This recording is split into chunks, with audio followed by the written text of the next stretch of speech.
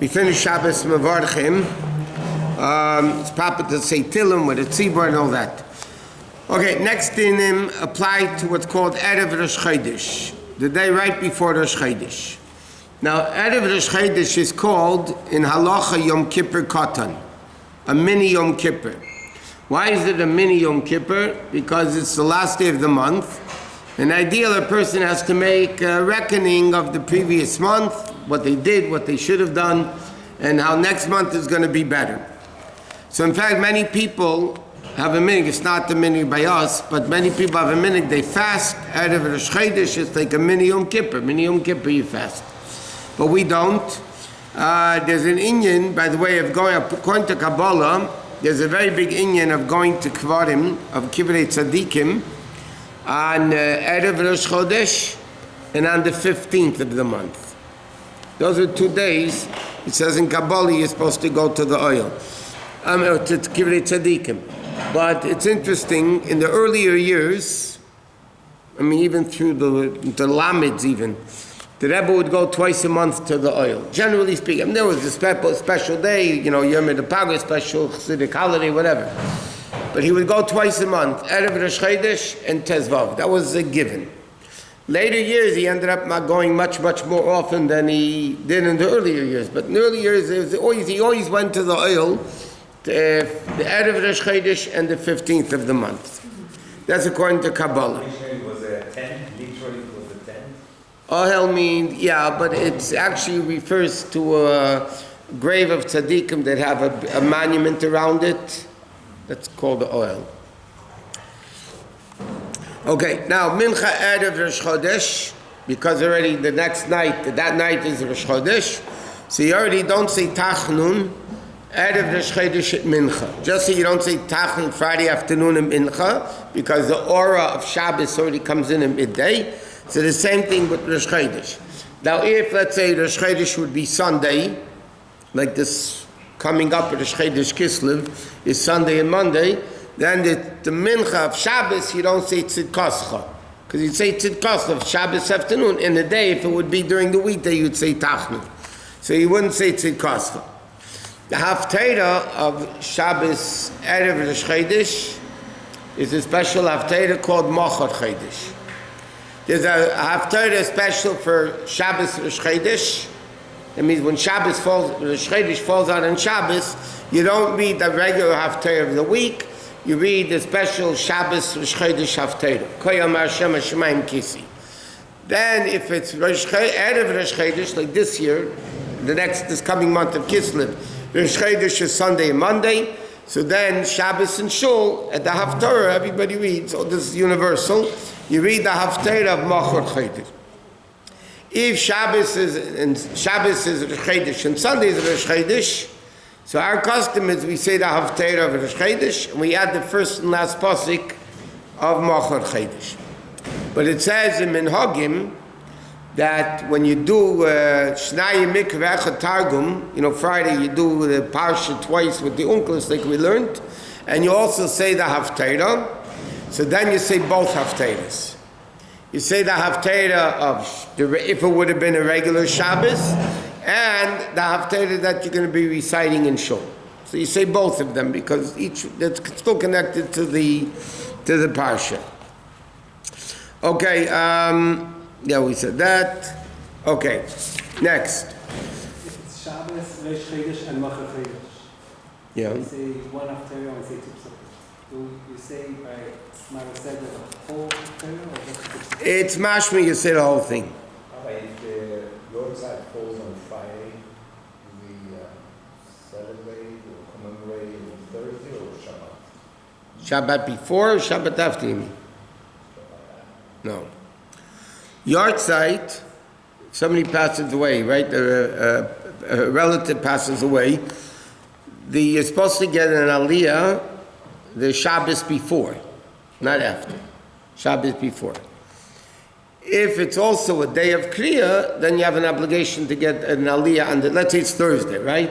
So you have an aliyah the Shabbos before, and then you also get an aliyah on Thursday. If you want to provide a Seudah, when is the The Suda could be the day itself of the yahrzeit. Usually you try to do it the night of or the night after, but that doesn't matter if it's a day or two later. Friday, either Thursday or Saturday. If it's Friday, you should do it Thursday night. But again, as far as giving a kiddush, it could be the Shabbos before, Shabbos after, it really doesn't matter. Okay, now, the Rosh Chodesh, there's a minig that even though you're allowed to do malacha, it's not a Yom Tif, but women abstain from doing certain types of work on Rosh Chodesh. The reason for that is as follows. We know Chazal tell us the 3 Yomim Tovim, Pesach, Shavuos, and Sukkot, correspond with Avram, Yitzchak, and Yaakov. By Pesach, we just read in Parshas Vayera last Shabbos, when the Malachim came, so Avram Avinu said to her, Lushi vasi ugais, make round cakes. And the Medrash says, why did he tell her to make round cakes? Because it was Pesach. And when they came to light the same day, he baked the matzah. Because again, it was Pesach. That's the source of round matzah. Huh? Okay, you sound like somebody else in the show. Then Shavuos corresponds with Yitzchak, because the shofar of Matan Torah was the left shofar of the ram of Yitzchak Avinu. It says in Pirkei the Rabbi Lazar that by Matan Torah they would shofar the kol ha-shofar. So they blew the shofar that was the left shofar of the ram of Yitzchak Avinu. The right shofar is going to be the shofar of Mashiach.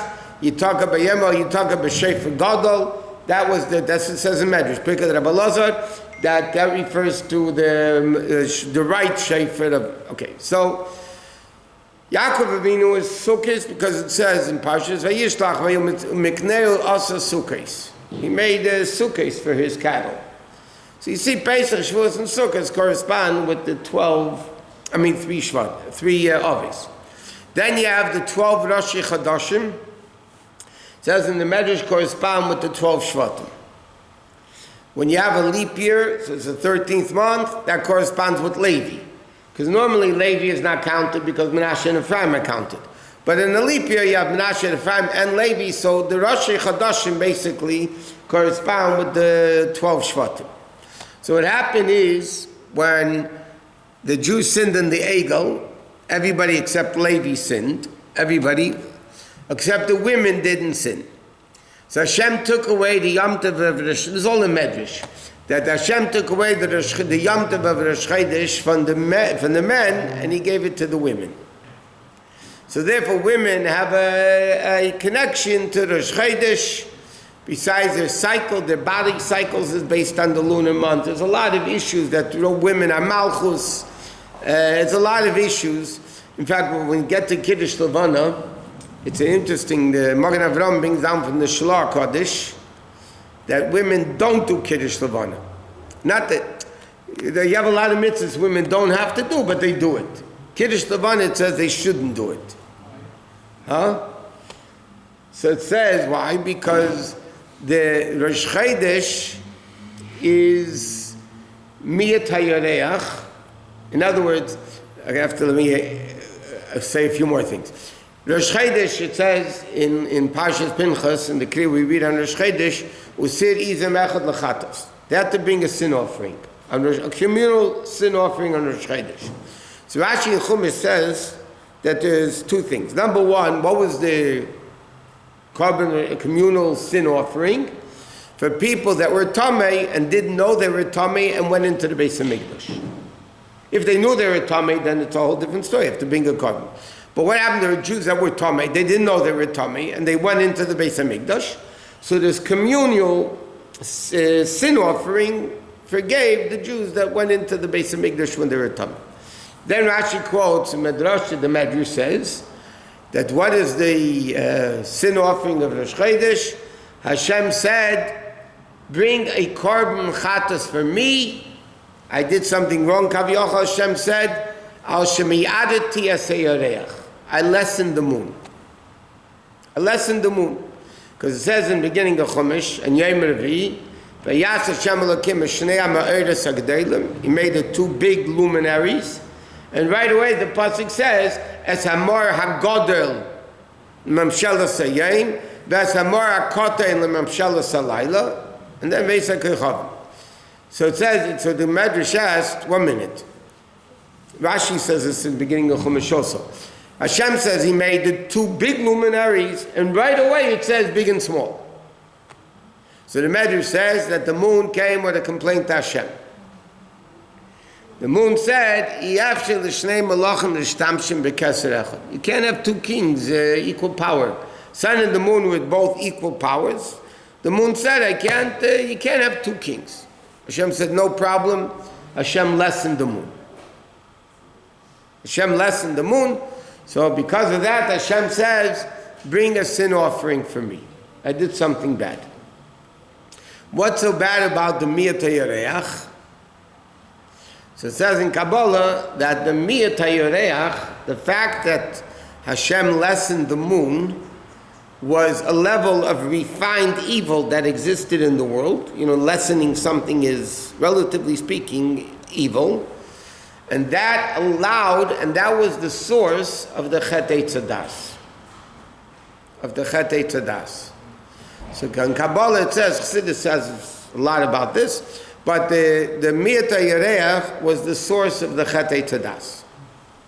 Okay? By the way, just in passing, what allowed the Miyat HaYareach to happen? Tzimtzum Harishon. Okay? So the order of process of creating evil, because there was no evil in the world, how did Adam have a sin? So there had to be a refined level of evil. What was the refined level of evil? Hashem lessened the moon. What allowed that to happen? Tzimtzum Harishon. Okay? Now, Miyat HaYareach was the source, what allowed the Chet Eitzadas to happen. Who instigated the Chet Eitzadas? Women. So therefore it says in the Shalah that women don't do Kiddush Levan. That's also another reason, by the way, I don't know if you mentioned when we were learning Havdalah, that many women don't have a minhag of doing Beit Din.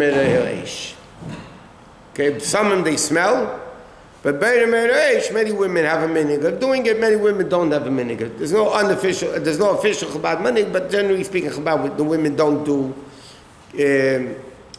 the bracha Beit Din. So why is it Kseiser Shulchan? I'm pretty sure Kseiser Shulchan says because that also has to darkness in the world came about because of Chet Eitzadas. So this is all intertwined with the Miyat HaYareach and Chet Eitzadas, and therefore the Zeror brings down the whole women's cycle based on the moon and the lunar system, and women are Malchus, and the Yareach is Malchus, and Dibur is Malchus. All those things are interconnected. So that's why women don't do Kiddush Levana, but that's the reason why women don't do Malacha on Rosh Chodesh. Now what type of Malacha don't they do on Rosh Chodesh? Things that you don't do on Chol HaMoed. You know, if they could drive, they can, but they don't do, what do you mean? They don't do laundry, they don't do sewing, things like that you wouldn't do on Chol HaMoed. So women have a minhag that they don't do that on Rosh Chodesh. Why? Because that's the Yom Tov that they're celebrated, that they celebrated in that way. But men, it says, if there's they don't do, the men, this whole thing doesn't apply. The men shouldn't have a day off because of it. In fact, they go by the minhag. Basically, what women, the minhag doesn't do, so then the whole city is obligated not to do.